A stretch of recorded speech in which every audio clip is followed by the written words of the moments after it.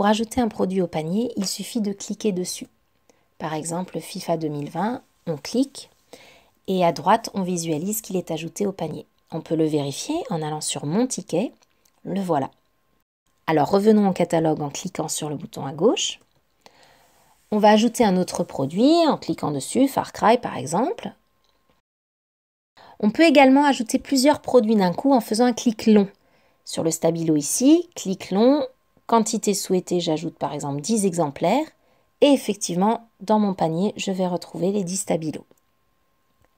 Si la caisse est équipée d'une douchette, il suffit de scanner le code barre pour ajouter le produit. Par exemple des piles. Comme on le voit, elles ont été mises au panier. Au passage, lorsqu'un article possède des déclinaisons, quand je clique dessus, c'est le cas des piles, on va me proposer les différentes déclinaisons, LR03, LR6, et je vais pouvoir choisir en cliquant dessus lesquelles ajouter au panier. Si on ajoute un produit qui s'avère être en rupture, la caisse nous indique que le stock est insuffisant. D'ailleurs, elle ne l'ajoute pas au panier, comme on le constate ici. Pour enlever la mention clignotante, on clique simplement dessus.